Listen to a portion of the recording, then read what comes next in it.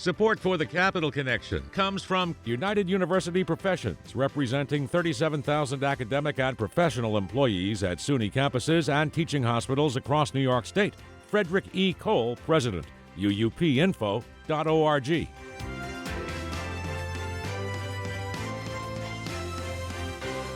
It's the Capital Connection. Hi, I'm David Gustina. Joining us this week is Yancey Roy, the Albany Bureau Chief for Newsday. We welcome you back, Yancey. Good to be back, Dave. Well, yeah, this is the time to have you, too, because now we have witnessed the governor, that's Governor Kathy Hochul of New York's State of the State address. A big word. It's all over the place these days, affordability, also child care, a whole bunch of issues that I'd like to talk to you about, Yancey. I see by the article you produced for Newsday, Hochul focuses on affordability and Trump. We also see that she's partnering with the New York City mayor, Zohran Mamdani, on universal child care, probably one of the biggest points of the entire address. Yeah, if you wanted to look at where she got the biggest applause lines or reactions in her roughly 48-minute or so speech, it was when she came out for universal child care, which we already knew she would because, as per custom with a lot of governors, they kind of one by one leak out some of the initiatives for the state of the state ahead of time to make sure they get plenty of coverage. So she was on board for that. And then the other big reaction she got was especially when she said that New York would stand up to the Trump administration on various fronts, including the aggressive tactics of immigration officers and doing some other things, such as New York State setting its own vaccine standards with the federal government kind of retreating on that issue. Well, and, you could predict that the Republicans were going to come out and attack this proposal as not affordable. And, the idea of doing this for the entire state, I've seen some estimates around $15 billion to do that. And the governor doesn't want to tax the rich. She's open to, quote, revenue raisers. So will the money have to come from somewhere, Yancey? Well, a couple of things for listeners to be aware of. First of all, you'll notice in a state of the state, everything is sort of thematic. It's aspirational. There's not a lot of concrete details. And so you didn't notice any kind of dollar figure on her proposal. And you also, importantly, did not see a timeline about how quickly she would want to get to universal child care or universal pre-K or any of these other things. So what I imagine that means is, because this is typically how governors do it, you say you want to reach something like child care for all or access for all. So you phase it in over several years, and you might not start the first year, and that's the way you sort of walk out the initiative to not have it cost so much in the very first year. And the other thing for listeners to know is here we are in the middle of the week. Beginning of next week, on Tuesday, the governor will have to unveil her budget proposal, present her ideas to the state legislature for how to get us through next year's budget. That's when you'll see some details about, okay, does she really want to start paying for child care now? Do they really want to launch the program now? Sometimes, honestly, programs need a year or so lead time to get up anyway. So I wouldn't be surprised to see a verbal commitment to the idea, but maybe it's phased in over several years. And towards your other point about taxes, I also think that the governor, she's always found her own sort of sweet spot on taxes as being sort of the thing that plants her as a moderate Democrat, because she never wants to go as far as the more progressives in the state legislature want to go. And she's campaigning for re-election, as are all 213 state legislators this year. And she's going to be facing pressure from left and right, and so she's going to want to be in the middle. On taxes, she will probably stick with her mantra that she's had for several years of not raising the income tax rates. But she also wants to do things for the left to make sure they're on board for her for the fall. I mean, New York Mayor Zohran Mamdani has certainly captured the energy of the Democratic Party. He calls himself a democratic socialist, so he's far more to the left than Kathy Hochul. She wants to make sure she is in tune with them, and he endorses her, and he gets the energy of her. She gets the energy, rather, of his movement, and at the same time not go too far to give the right some ammunition as well. Yeah. Isn't it a victory for Mamdani, who is really being watched closely, probably because, in many ways, he's a democratic socialist? This gets the governor on his side, as he was there in Albany yesterday and has to come back for money. Absolutely, absolutely. And he's also, look, he's got a long wish list for a mayor as well. And I think what we're seeing, at least so far, look, he's only actually been in office, 2 weeks. Um, what we're seeing is probably a realistic approach where even if he has a long wish list, he's not going to necessarily expect politically that all of it gets done in the first few months, maybe even the first year of a tenure. You have 4 years to get things done, and sometimes you have to strategically roll out your agenda towards getting them done. Sometimes other mayors have failed to see that or push too quickly. We saw a couple of mayors ago, Bill de Blasio and Andrew Cuomo at loggerheads on schools, among other issues, and it became sort of an ego and financial clash. I think that Mamdani, so far, look, he's got a lot of he's a young, fresh face. He's new in politics, but he's also brought on board his team some veteran hands who know how to get stuff done in New York State. And I think the signals that you're getting is that they're going to take a very strategic approach about how hard to push in the first few months of his tenure and in the first few months of a year that's very important for the governor's reelection chances. Yeah, and as you mentioned before, she's really gone hard after Washington and the Trump administration. And of course, we've been seeing the temperature rising considerably when it comes to ICE in the communities across this country, most notably Minneapolis. But it's been happening in New York as well. And she in the dress says she's standing up to ICE agents who are abusing their power. Quote, New York is a state that was built by immigrants, and we don't forget where we came from. She wants people to be able to sue if they don't have a judge's order, signed judge's order, and their rights are taken advantage of. Last year, or the 25, there was an incident out in Cayuga County. I believe it was Cayuga County, and just outside of, not far from Syracuse, where a factory was raided by ICE agents. And the agents had ostensibly told, according to the press coverage, told the owner of the factory, we have warrants. We're looking for somebody specifically who is a wanted criminal. What ended up happening is they ended up going in and taking custody of a lot of people there. And it turns out that again, according to the reports, they did not have a judicial warrant. It was more of a civil warrant to look for they had only had a limited reach. And so that's what she's referring to when she says, ostensibly, look, if you're going after wanted criminals, fine. But if you're going to go into a place, you're going to need a warrant signed by a judge. You're not going to sort of pull this sleight of hand like what we saw out in this central New York factory. And that was one of the things that got her a huge ovation from the crowd at the Empire State Plaza during her speech. Interestingly enough, the governor, a Democrat, of course, Governor Hochul, is championing nuclear production, nuclear energy. She wants to raise nuclear production to 5 gigawatts. I spoke with the Assembly Minority Leader, Will Barclay, last week, and he says folks in Oswego County are gung-ho to get more nuclear power there. We did a story in the fall leading up to New Year's here that took a look at the whole issue of the Climate Act in New York and the goals for New York to reach for green energy, and sort of looking at the reality that 5 years ago when it was passed, in the 5 years since it was passed, a lot has changed. You had the market effects from the pandemic.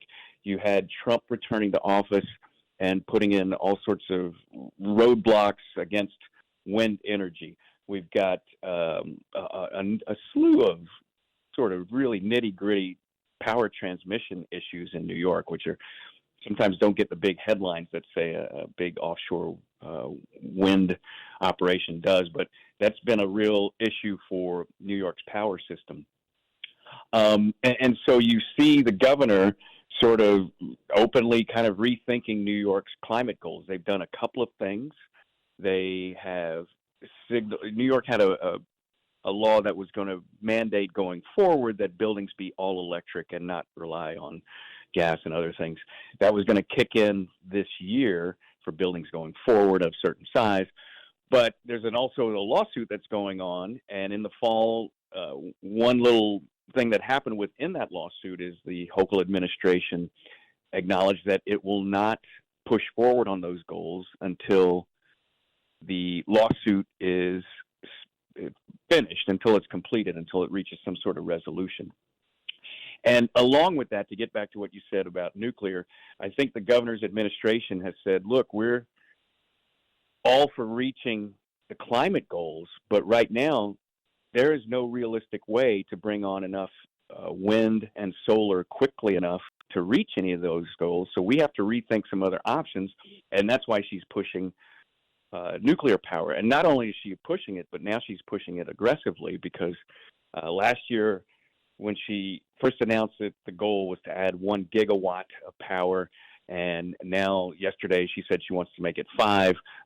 Those are numbers that can be lost on me and a lot of listeners, but what that actually means. But what that means is a number of plants that she would like to license and get up and running. But the other thing to know about is that's a long process for a nuclear power plant to get up and running. If it happens, she could set the groundwork, but it's likely it would not happen while she is governor. But it is interesting in an election year, and, it's obvious she's reading the tea leaves with this nuclear thing, whether you agree with it or not. The federal government is not cooperating on the climate agenda. They don't even view climate change as a thing anymore. So you can see why she's shifting her priorities. I also wonder if it works for her electorally. In other words, I hear a lot of Republicans liking that idea. I'm wondering if she gets some independents and some purples along the way, because they say, hey, this is a smart idea. The state agencies that oversee this process about a week ago released some information about how many communities have inquired and basically said, yeah, hey, we would be open to being the host to a new plant. And I want to say it was at least 8 municipalities or counties that had put in for it, and all sorts of other entities that want to get involved in it. All of them upstate, Syracuse area, Lake Ontario area, predominantly, sometimes out towards Lake Erie, highly Republican counties who are itching to get some sort of economic development. And to go back to where we started on this about Hochul trying to place herself as a pragmatic, moderate Democrat, well, certainly this energy push kind of keeps her in that category. Well, one of the major things we've heard about over and over again, and this is not only in New York, it's all across the country, is affordable housing. And she addressed that in the speech this week. She did, in a way that laid out some goals, but they weren't real concrete. Listen, to go back a few years, I think Hochul kind of learned a political lesson on the housing issue. Yeah, local jurisdiction. Yeah, you're right. You're referring to a proposal from a couple of years ago, where essentially in the goal that a lot of people share to have more housing and have some of that be affordable housing, she threw out an idea to jumpstart it, which in a sense would allow for some override of local zoning laws. And man, that went over like a lead balloon, especially among her suburban Democrats who support her in, say, Westchester County and on Long Island. They were calling this an extinction level event for Democrats. So she backed off of that. She changed that whole policy. Instead of making it so much of a stick approach, she put out more carrots, if you will, in terms of money and incentives to grow housing. Yesterday, she again said, look, we need housing. Everyone knows we need housing. We need to jumpstart this more. The proposals that she put out there were not as far-reaching. There was a lot of stuff about incentives for first-time buyers. There was a lot of mention of incentives for prefabricated homes, which are less expensive and easier for first-time buyers to get into, things like that. I mean, there might be more details that we see during the budget, but right now it's proposals that not a lot of people are going to take issue with, whether they're Democrats or Republicans right now. From that to something that is, in my opinion, very scary. We know about 3D printers. We've heard about ghost guns. And the governor's very concerned about those getting into the wrong hands. Right. They call them homemade guns, right? And essentially they are. You have a 3D printer, which in a sense is basically you're fashioning a mold for a gun out of plastic. But they can be very deadly weapons. And the reason why law enforcement calls them ghost guns is because if you're doing these out of your kitchen or your dining room, they don't have a serial number or any other identifying things like you might see out of a real gun manufacturer. So they make them untraceable. Sometimes people put the parts together or order from different entities to put these together, so they're untraceable. And they're increasing, and the cops say they're confiscating them more. There's no real handle on exactly how fast they're spreading, because you're kind of starting from zero when you say how many did you confiscate this year or last year or whatever. But they're certainly proliferating. And so what she wants to do is say that people who sell 3D printers or manufacture 3D printers for sale in New York have to make sure there's not software that allows for the printing of guns in the state. Now, the first thing critics would say was, okay, even if you get that here in New York, there might be issues about commerce and trade and legalities there. But also, what about someone who just prints off these in Pennsylvania or Virginia and brings them up? They realize they can't really stop that. Their idea is that if big states start to do this, New York, California, other states, then maybe at least there'll be some sort of movement, maybe in the Northeast or in other states, maybe not so much in the South, but that, people will understand that there's some dangers in letting people just make guns in their own house. We are speaking with Yancey Roy, the Albany bureau chief for Newsday, on this week's Capital Connection. Well, we've seen a lot of anecdotal evidence that the cell phone ban in the state schools, Yancey, has seen some positives. Students are certainly less distracted. We've also heard anecdotally that some are getting around it by putting old phones in the pouches and getting around it. But the governor has been serious about keeping children safe, and that includes blocking messages from predators, disabling AI chatbots, location sharing, and cutting off access to online sports gaming for kids. This is a brave new world. You and I didn't have to deal with this when we were children. Sometimes I kind of laugh, and I'd say I'm glad that I'm of an age where I'm not in my child rearing age anymore, and I don't have to deal with being a parent right now over and riding herd over some of these issues. Oh, yeah. Unlike some of my friends and colleagues. Yep. But it is wild, and it is sort of, how do you rein in any of this? I think that they're making an effort that will probably be widely supported in the legislature. Democrats and Republicans alike are going to say, yes, we don't want kids being targeted by predators. Yes, we don't want them being bombed by advertisers and every second of the day. The question is going to be, how effective can New York be in and of itself when there's a lot of federal issues involved here too. There's also a lot of big tech advertising and lobbying and influential people who will fight against this. So it's going to be curious to see how two things. One is if they can get legislation through New York, and then even if they do, how effective will it be if you just pass only a state law without any kind of federal action? Yancey, let's just talk straight politics for a few minutes. The governor's race. What in the world? Yancey, I was pretty shocked. I think many of us were, to see Elise Stefanik, the New York congresswoman from the North Country, who didn't get her ambassadorship from the president. So she said, I'm going to run for governor. She went full out. I mean, full out against Kathy Hochul, to the point of announcing and releasing an ad. And she'd been attacking Zohran Mamdani in New York City, calling him a jihadist. I mean, she really went all out. And then we see that Bruce Blakeman, the Nassau County executive, would not get out of the race. He stayed in. And the president was lukewarm. Ultimately, said he liked both people. And then, I guess, looking at the polls, but saying she wanted to, spend more time with her family, she not only gets out of the governor's race, but says she's getting out of politics. What a shocker. It is a surprising turnaround. I mean, it looks like, as you mentioned, Stefanik thought and maybe presumed that all the Republicans would be behind her. And when Nassau County Executive Bruce Blakeman decided to test the waters, and from all indications, by the way, it was like he said he's going to explore a run and he's going to try to raise money. And I don't think, from our reporting and from all the indications, that that Blakeman was committed to, I'm running all the way through the Republican primary. I think he was going to see if he could raise money and bring up sort of a strong challenge and get people behind him. But as soon as he jumps in and as soon as Trump indicates that he's not going to endorse anyone, Stefanik drops out. And I think that was a surprise. And I think it's interesting because she'd had so many Republican county chairmen, Republican leaders behind her.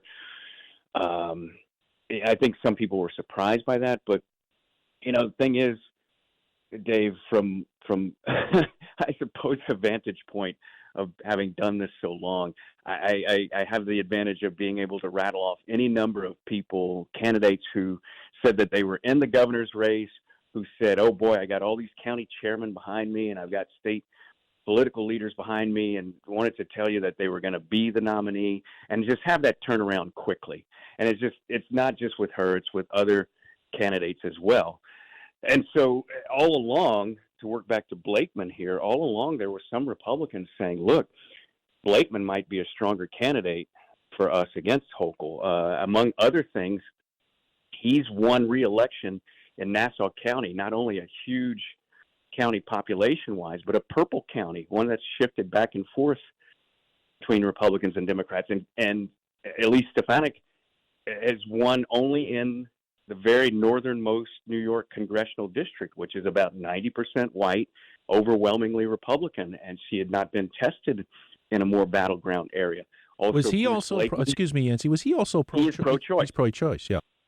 Now, that's going to come up again through the campaign. Democrats are going to raise the issue of okay, you say you're pro-choice, but how much are you? What do you think about all the issues related to health agencies and prescriptions, medication, and what about Medicaid funding, et cetera? That'll start to work out during the campaign. But at least for now, he is saying, look, I'm pro-choice on abortion.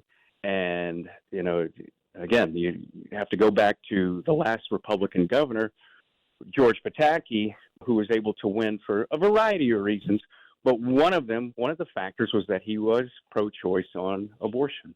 Now, what about name recognition, though, Yancey? Didn't Stefanik have bigger name recognition than Blakeman? Kind of doesn't mean much right now. You've got now from January to November to build your name recognition. Hochul has a generous lead over Blakeman in the polls, 20 points or so. I forget the exact number. He's got to, over the next few months, build up that name recognition and also convince donors that he's got a chance here. We're speaking on the second week of January. There's a couple of milestones coming up that are important. One is January 15th is the reporting date for your latest campaign finance totals. They come in a few days after that. We'll see how much Hochul has. We'll see how much Blakeman has. Beginning of February, Democratic convention, the first week. Second week, a Republican convention on Long Island. You have to essentially, and it'll show that Blakeman is way behind in the money chase. But what you need to do if you're the Republican candidate is build some momentum to close the gap in the polls to convince Republican donors to send some money your way. Because if you're within striking distance, he will get a lot of help. If he's not within striking distance, Republican donors are going to go to, North Carolina, New Jersey, or all these other states where congressional races hang in the balance, and they might skip New York. So, his name recognition is not much right now, but I don't think that that's a critical issue as we speak here in the middle of January. Then there's this other candidate on the Democratic side. It's the Lieutenant Governor, Antonio Delgado. He was a former congressman from the 19th district. It was a purple district, and he got out, probably because he was going to be too close of an election and he wouldn't win. Then he joins the governor's administration, and we learn after a few years that he's not happy, and he's going to challenge the governor. How much can this hurt? Well, it's potentially a thorn in her side. Delgado, you talk about name recognition. He does not have a lot of name recognition, but he has been out there trying to raise his profile and talking to a lot of small bore community groups, student groups, progressive groups to try to raise excitement in his candidacy. I mean, it's not unlike trying to catch the energy of Zoran Mamdani, who won the New York mayor's race. He will face issues with name recognition and money. He's also going to face the issue of how to get on the ballot. As we mentioned, the Democratic Convention is coming up February 6th. And in Syracuse, if you get 25% of the vote there, you're on the ballot. If you don't, you have to have your campaign team go around the state and gather petitions to get you on the ballot. It's an onerous task. So he's got some big challenges.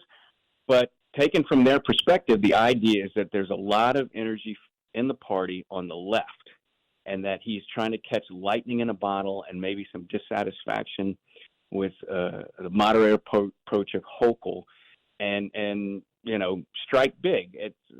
It's a long shot. It's no secret to say it's a long shot, but I think Democrats who back Hochul aren't totally writing off the idea that there's some concern about the left here.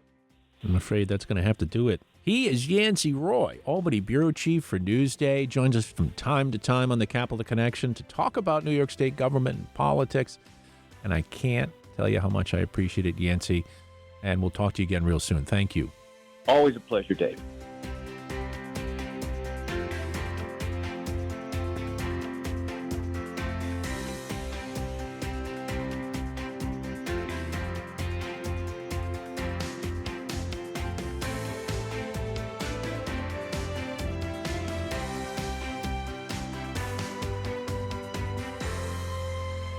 Support for the Capital Connection comes from United University Professions, representing 37,000 academic and professional employees at SUNY campuses and teaching hospitals across New York State. Frederick E. Cole, President, uupinfo.org.